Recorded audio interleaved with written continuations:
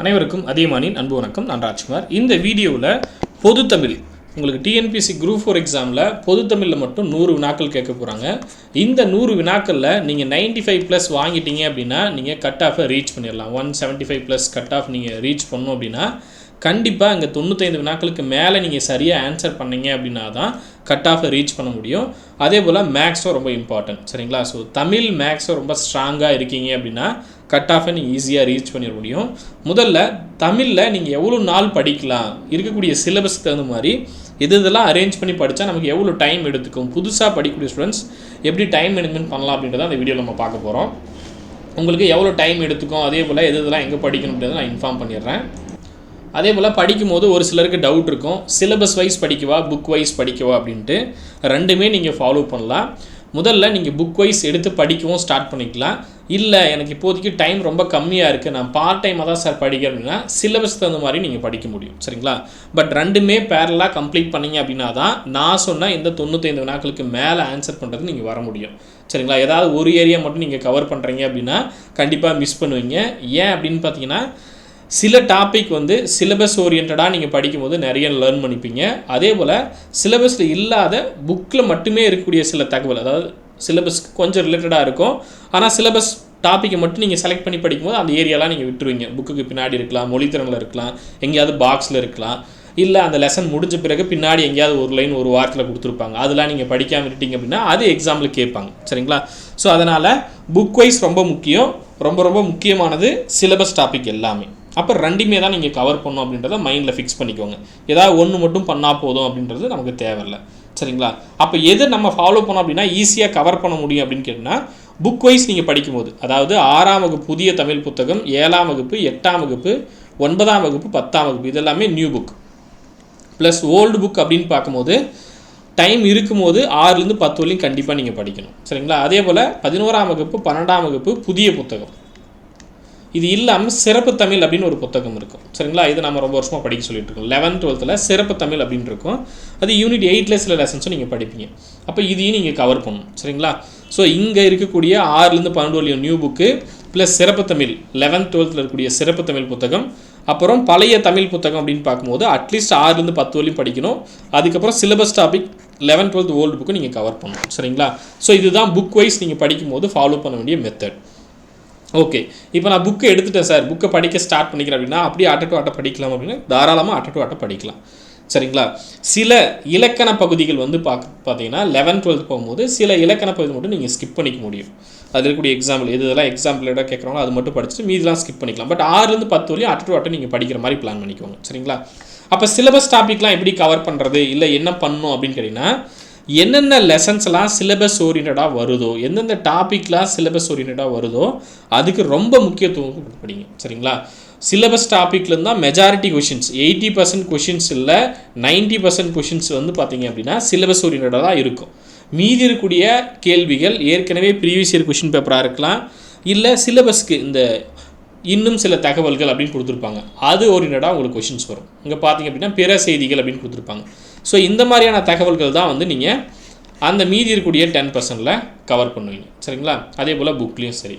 So முடிஞ்ச வரலையும் நீங்கள் என்ன பண்ணுறீங்க, நமக்கு கொஷினுக்கு ஆன்சர் பண்ணணும், அதுதான் மைண்டில் இருக்கணும். சிலபஸ் இல்லாமல் போயிடுச்சு, புத்தகத்தில் இல்லாமல் போயிடுச்சு அப்படின்லாம் நீங்கள் யோசிக்கவே கூடாது.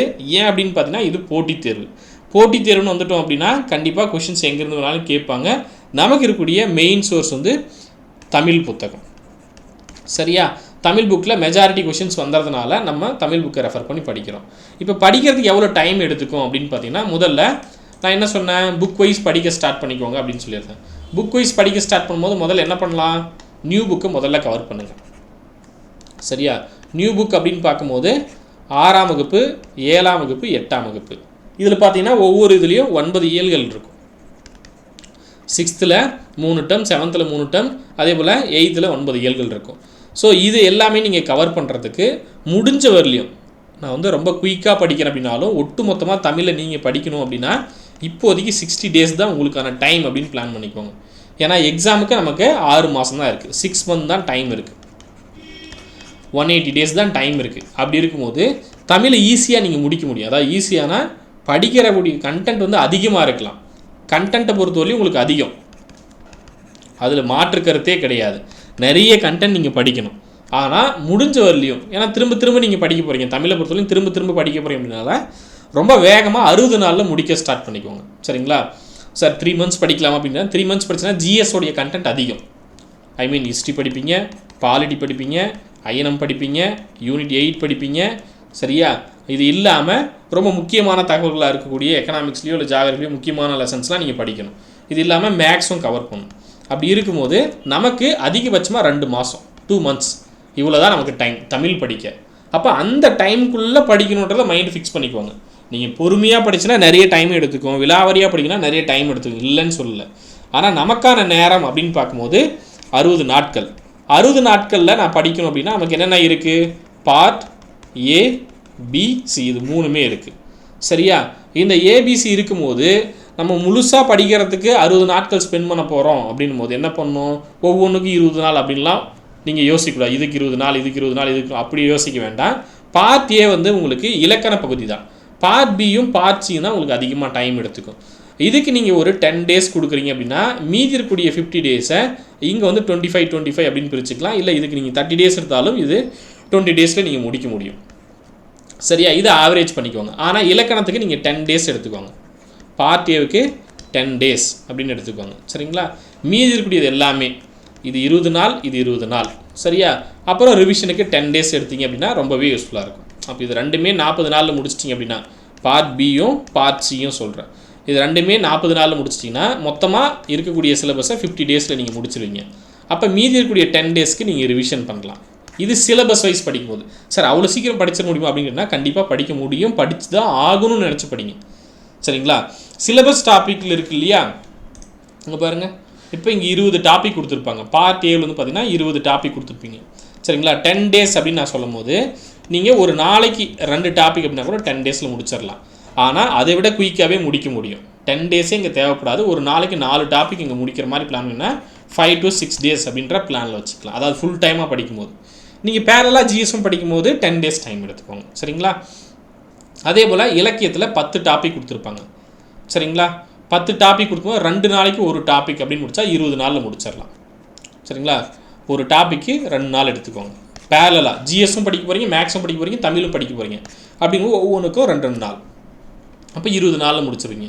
பார்ட்ஸின்னு வரும்போது ஒரு நாளைக்கு ஒரு டாபிக், 1 டேக்கு ஒரு டாபிக். சரியா? அப்போ பார்ட் சிக்கு டோட்டலாக உங்களுக்கு 20 நாளில் நீங்கள் முடிச்சிருவீங்க. சரிங்களா? ஸோ இந்த மாதிரி பிளான் பண்ணிங்க அப்படின்னா மொத்தமாக 50 நாட்களில் நீங்கள் பார்ட் ஏபிசியை முடிச்சிட முடியும் 50 daysல. சரிங்களா? 50 days முடிச்சு 10 days ரிவிஷன் பண்ணிக்கலாம். சார் நான் சிலபஸ் வைஸ் படிக்காமல் புக் வைஸ் படிக்கிறேன் அப்படின்னாலும் புக் வைஸ் படிக்கும்போது நீங்கள் என்ன பண்ணலாம்? 6, 7, 8, 9, 10 இதில் 6, 7, 8 அப்படின்றது ரொம்ப சிம்பிளான ஏரியா. 9th 10th அதிகமாக டைம் எடுத்துக்கும். அதே போல் கொஷின்ஸோட கவுண்ட்டு இங்கே அதிகமாக வரும். சரிங்களா? இங்கே இருக்கக்கூடியதை நீங்கள் 20 days இங்கே எடுத்துக்கோங்க, இங்கே 15 days எடுத்துக்கோங்க. 11th 12th இருக்கு இல்லையா? 11th 12th பொது தமிழ் அப்புறம் சிறப்பு தமிழ் இது எல்லாத்துக்குமே சேர்த்து நீங்கள் 15 days எடுத்துக்கோங்க. சரிங்களா? இது இல்லாமல் ஓல்டு புக்கு போகும்போது அங்கே ஒரு 10 days எடுத்துக்கோங்க. சரியா? ஓல்டு புக்குக்கு 10 days எடுத்துக்கோங்க. இது ரிப்பீட் கண்டென்ட் தான், திரும்ப திரும்ப நீங்கள் படிக்கக்கூடிய கண்டென்ட் தான் ஓல்டு புக்கில் இருக்க போது. இங்கே 6லேருந்து 8 வரையும் நீங்கள் படிக்கும்போது 10 daysே போதுமானது. அப்போ முதல்ல 10 நாள், அப்புறம் இந்த 20 daysை முடிஞ்ச வரையும் 15 daysஆக மாற்றிக்கோங்க. 9th 10th படிக்கிறீங்களா? ஒரு வாரத்துக்கு 9th, அடுத்து ஒரு வாரம் 10th. ரொம்ப ஸ்லோவாக படித்தாலும் முடிச்சிட முடியும். அடுத்து 11th 12th அப்படின்னு பார்க்கும்போது உங்களுக்கு 4 புக்கு இருக்குது, பொது தமிழ் சிறப்பு தமிழ் எல்லாமே சேர்த்து உங்களுக்கு 10 days அப்படின்னு டைம் வச்சுக்கோங்க. சரிங்களா? கூட சிறப்பு தமிழ் நான் படிக்கிறேன் 15 days வேணும் அப்படின்னா 15 days எடுத்துக்கோங்க. சரிங்களா? அப்புறம் இங்கே இருக்கக்கூடியதுக்கு ஒரு 15 days எடுத்துக்கோங்க. சரிங்களா? அப்போ இருக்கிறது எல்லாமே முதல்ல ஒரு 10 நாள், அப்புறம் ஒரு 15 நாள், அப்புறம் ஒரு 15 நாள் இருக்கக்கூடியதில் 40 நாளில் நீங்கள் நியூ புக்கை முடிச்சிருவீங்க. சரியா? அப்புறம் ஓல்டு புக்கு படிக்கிறதுக்கு அதிகபட்சமாக 15 days, குறைந்தபட்சம் 10 நாள். அப்போ 50லேருந்து 60 daysல முடிச்சிடலாம். முடிக்கணும் இப்படி பிளான் பண்ணிங்கன்னா முடிக்க முடியும். இல்லை சார் டைம் மெதுவாக எடுத்துக்கணும் அப்படின்னாலும் மெதுவாக எடுத்து படிக்க முடியும். ஆனால் கம்ப்ளீட்டாக நம்ம ரிவிஷன் பண்ணி தான் ஆகணும் அப்படின்றத மைண்டில் வச்சுக்கோங்க. சரிங்களா? இப்போ நான் வந்து புக் வைஸ் படிக்கிறேன் அப்படின்னா ஒரு டார்கெட் வச்சு படிக்கும்போது ஆல்ரெடி நான் ஹோம் டெஸ்ட் பேட்சுக்கும் இல்லை டெஸ்ட் பேட்சுக்கும் பிளான் கொடுத்துருப்பேன். அந்த பிளான் பிடிஎஃப் வீடியோக்கு கீழே இருக்குது, நீங்கள் ரெஃபர் பண்ணி படித்து பாருங்கள். சரிங்களா? ஹோம் டெஸ்ட் பேட்ச் ஜாயின் பண்ணுறவங்க மேலே இருக்கிற நம்பருக்கு கான்டாக்ட் பண்ணிட்டு home test batch question paper உங்களுக்கு வீட்டுக்கே அனுப்பிச்சிருவாங்க.